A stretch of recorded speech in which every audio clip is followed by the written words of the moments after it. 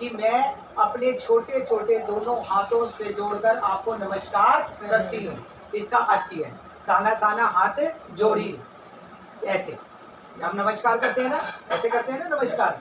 तो इसका अर्थ यह है कि मैं अपने दोनों छोटे छोटे हाथों को जोड़कर क्या करती हूँ, नमस्कार करती हूँ। अर्थ पता लग गया पाठ का। तो बच्चों ये वाला जो पाठ है आज की क्लास में, और अगर हमारा पर्यावरण ही, हमारा आसपास का वातावरण दूषित है तो हम सब क्या बीमार हैं, समझ गए। अब पर्यावरण में तो बहुत सारी चीजें आती हैं, बहुत सारी चीजें आती हैं पर्यावरण में, तो ठीक है ना, पेड़ पौधे भी हैं, हमारे आसपास के जितने मकान, दुकान, सड़कें, रोड, जहाँ भी हम चारों ओर नजर दौड़ा दें वो हमारा पर्यावरण है। तो वो तो साफ सुथरा होगा तो हम भी साफ सुथरे और स्वस्थ रहेंगे, वरना पर्यावरण दूषित है तो हम सब भी बीमार हैं, ठीक है ना। तो इस वाले पाठ का जो मेन मुख्य उद्देश्य है वो पर्यावरण के प्रति जागरूकता है, ठीक है। अब वो कैसे है, एक बार लेखिका गैंगटॉक शहर में गई घूमने के लिए, ठीक है। उसने जैसे ये पाठ शुरू होता है, पाठ का आरंभ है, तो उसने बड़े सुंदर शब्दों के साथ पाठ का आरंभ किया है कि मैंने हैरान होकर देखा कि आसमान जैसे उल्टा पड़ा था। जैसे आसमान तो हम ये ऐसे सीधा देखते हैं ना, हमें तारे दिखाई देते हैं, चांद दिखाई देता, और आजकल तो हमारे घर इस तरीके से बने हुए हैं कि फ्लैट सिस्टम है, फ्लोर सिस्टम है, तो छत तो नसीब उसे को होती है जिसका ऊपर छत वाला घर होता है, ठीक है ना। तो कभी कभार जाके वो आसमान को देख पाता और तारे दिखेंगे, और तारे दिख जाए तो हमें बड़ी खुशी होती है। एक दिन मैंने देखा अपनी छत पे कि तारे दिख रहे हैं, तो हमने कहा बच्चों देखो तारे दिख रहे हैं, एकदम हैरानी हुई, क्योंकि आज हम तारे भी नहीं देख पा रहे, क्योंकि हमारी जो जीवन का ढंग हो गया ना वो क्या हो गया, फ्लैट नुमा या फ्लोर नुमा सिस्टम में ही सिमट कर रह गया। अब मैं ग्राउंड फ्लोर पे रहती हूँ, फर्स्ट फ्लोर पे रहती हूँ, सेकंड में तो कहाँ से लेके आऊंगी मैं, छत का कहाँ से लेके आएंगे, कहाँ नजारा देखेंगे, नहीं।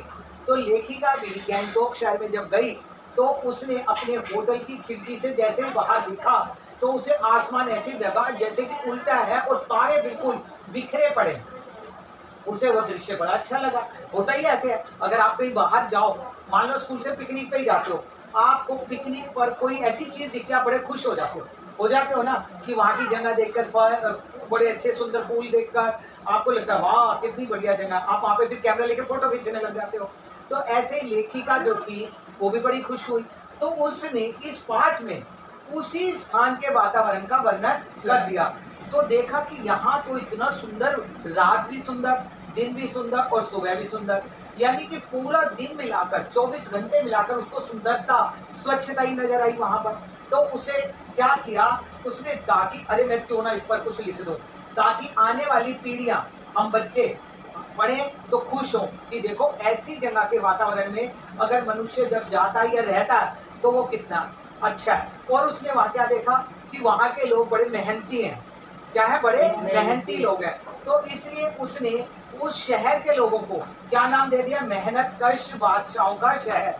क्या अभी आप पढ़ेंगे पाठ में तो आपको पता लग जाएगा। तो उन्होंने कहा कि ये तो मेहनत कश बादशाहों का शहर है, कि यहाँ पे स्त्रियां, विशेषकर उसने जब स्त्रियों को देखा अपनी कमर के पीछे वो कपड़ा सा बांध के, थैली सी बांध लिया, और पीछे कमर के पहाड़ी हिस्सा है तो वो टोकरी सी बांध कर उसमें बच्चे भी अपने उन्होंने डाल रखे हैं सुरक्षा की दृष्टि से कि उनका बच्चा इधर उधर ना हो जाए, और काम कर रही है।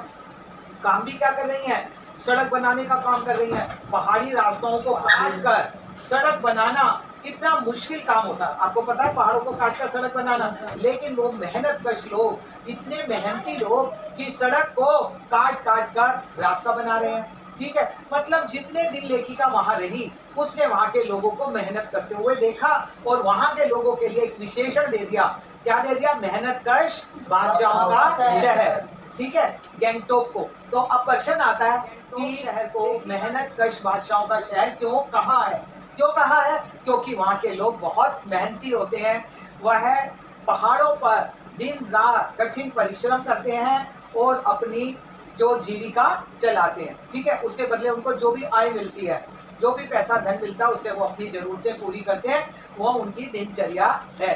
तो मेहनत कश इसलिए कहा है, ठीक है बेटा। और इस पाठ को पढ़ाने का उद्देश्य भी तो है हमारा, क्यों पढ़ रहे हैं इस पाठ को, कि आपको ये पाठ्यक्रम में क्यों लाया गया पाठ, इसलिए लाया गया कि जब कोई पाठ या कोई वृत्तांत हमें शिक्षा दे, आगे आने वाले जीवन के लिए। तो उसे हम क्या कहते हैं, उद्देश्य, कि वो हमें क्यों पढ़ाया जा रहा है, क्या सीखेंगे हम। तो इसमें बच्चों पर्यावरण के प्रति जागरूकता का महत्व बताया गया है कि लेखिका ने कहा वहां पर कोई भी एक कटाव शब्द आएगा कि वहां पर कोई भी इतना सा कूड़ा नहीं डाल सकता। वो अपने शहर को सुंदर रखते हैं, स्वच्छ रखते हैं। जैसे टूरिस्ट जाते हैं ना घूमने, पर्यटक कहते हैं टूरिस्ट को, इंग्लिश में टूरिस्ट होता है, लेकिन जो घूमने जाते हैं सैलानी, उनको क्या कहते हैं, पर्यटक कहते हैं। ठीक है, शुद्ध नदियों का जल कितनी तेजी से फ्लो कर रहा है, एकदम जैसे प्रलय सी आ गई हो। और मनाली का अभी हमने देखा, मनाली के अंदर तो नदियां सब कुछ बहा कर ले गई, लेकिन जो वो पुल है ना, उसके ऊपर जो मनुष्य करतूत करता है, जो खाता है पीता है, वो बोतल प्लास्टिक की और सारे खाली पैकेट्स के जो भी वेस्ट था, वो रैपर थे सारे, वो सब उस पुल के ऊपर हमने देखे, हमें टीवी में दिखाया गया वो, कि वो देखो कैसे। तो क्या करते हैं हम लोग, घूमने जाते हैं, अब घूमने जाने के बाद हम खुश तो हो जाते हैं, बड़ा आनंद लेके आते हैं, बड़ी फोटोग्राफ कर करके अपने कैमरे में कैद कर लाते हैं वहाँ की जगहों को। लेकिन क्या हमने कभी ये सोचा कि हम कितनी गंदगी फैला कर आ रहे हैं, कितनी साफ सुंदर जगहों को हम कितना गंदा करके आ रहे हैं, उनकी सुंदरता को हम नष्ट करके आ रहे हैं। किस कारण, अपनी गंदी आदतों के कारण। तो इसमें लेखिका ने जब बताया, वो घूमने गई गाइड के साथ। गाइड कौन होता है, जो उस जगह का एक्सपर्ट होता है, वहाँ की हर जगह के बारे में जानकारी देता है। जो व्यक्ति बताता है कि ये इतिहास क्या है इस जगह का, ये कब हुआ था, कैसे हुआ था, उसे पूरी जानकारी होती है। तो लोग जब घूमने जाते हैं जानकारी हासिल करने के लिए बच्चों, वो वहाँ पे गाइड की सुविधा लेते हैं। पता लग गया गाइड क्या होते हैं, ठीक है, जो हमें गाइड करते हैं, जैसे माता पिता हमें गाइड करते हैं, स्कूल में टीचर्स हमें गाइड करते हैं, ठीक है ना। तो इसलिए लेखिका ने कहा कि कुल मिलाकर उसने जो भी वर्णन किया, बड़े सुंदर सुंदर शब्दों में वर्णन है इसके अंदर, वहाँ पर वहाँ के इंसानों का किया, वहाँ के वातावरण का किया, और अंत में उसने ये हमें संदेश दिया कि इतनी सुंदर जगह को जब आप ये नीचे से मैदानी हिस्सों से टूरिस्ट आता है, पर्यटक आते हैं, सैलानी आते हैं, ये यहाँ के वातावरण को गंदा ना करें, इसको स्वच्छ रहने दें, सुंदर रहने दें, ताकि इनकी सुंदरता जो हमें इतना लुभा रही है, इतना आकर्षण है, अपनी ओर खींच रही है, तो वो हर व्यक्ति को, हर आने वाली पीढ़ी को ऐसा ही सुंदर पर्यावरण देखने को मिले। तो सीधी सी बात है, सिर्फ क्या बात का संदेश है कि हमें अपनी गलत आदतों को सुधारना है।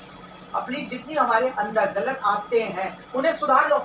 जब हर व्यक्ति, हर बच्चा अपनी ये छोटी छोटी गलत आदतों को सुधार लेगा, मान लीजिए आपने चिप्स खाए, पैकेट खोला, चिप्स तो आपने खा लिए, पेट में डाल लिए, लेकिन उसका रैपर आपने ऐसे ही सड़क पर फेंक दिया, तो वहां वो एक आपने फेंका, एक दूसरा फेंकेगा, तीसरा फेंकेगा, हर तो वो सड़क को पूरा क्या बना देगा, कूड़ेदान, जिसके दर्शन हम हर रोज देखते हैं, स्कूल आते भी देखते हैं, घरों में कहीं से बाहर निकल के जाओ, आपको जगह जगह कूड़े के ढेर दिखाई देंगे। देते हैं ना, देते हैं आपको, बताओ कौन फैलाता है उनको, इंसान। हम बोलो, हम फैलाते हैं, हम सभी फैलाने वाले हैं, उसमें इंसान में हम सब हैं। तो वो देखी तो लेखिका कहना चाहती है इस पाठ के माध्यम से विद्यार्थियों को विशेषकर, विशेष सुनिए बच्चे, विद्यार्थियों को विशेषकर इसलिए कहना चाहती हैं कि बच्चों तुम तो आने वाली पीढ़ी हो, भविष्य हो, संसार का भविष्य हो। अगर आप बचपन से ही अच्छी अच्छी आदतें सीखेंगे, अपने चरित्र में अच्छी आदतों का निर्माण करेंगे, तो कोई भी गंदी बात, गंदी सोच आप पर हावी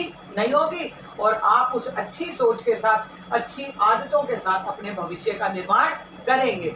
तो इस पाठ में बेटा हमारे को क्या संदेश मिला, बेटा क्या संदेश मिला, कौन बताएगा मुझे, क्या संदेश, हाँ बताइए। मैम पर्यावरण खराब नहीं करना चाहिए, हमें कूड़ा फैलाना नहीं चाहिए। और इसमें मैम एक और बात कही गई है, जो मैम फौजी होते हैं मैम चीन के बॉर्डर पर, मैम वहाँ पे 15 डिग्री सेल्सियस में जो मैम फौजी खड़े होते हैं कड़कड़ाहट की ठंड में, तो मैम जो ये लेडीज बोल किया कि आप हमारे यहाँ कब कभी छोड़ते हो और आप ऐसे कैसे रहते हो। एक फौजी हंस किया और उसने उदास होकर बोला, आप चैन की नींद सो सके, इसलिए हम यहाँ बोल रहे हैं। वेरी गुड, वेरी गुड, तालियां बजाओ सब बच्चे। बहुत अच्छी बात इस पाठ के अंदर है कि उसने जब देखा कि फौजी इतनी बर्फ में 15 डिग्री सेल्सियस से माइनस टेम्परेचर पर, तापमान पर वो बंदूक लेकर बेचारे ऐसे खड़े रहते हैं, वो ना लेट सकते हैं ना बैठ सकते हैं, वो क्यों खड़े रहते हैं, हमारी सुरक्षा के लिए, ताकि हम चैन की नींद सो सकें।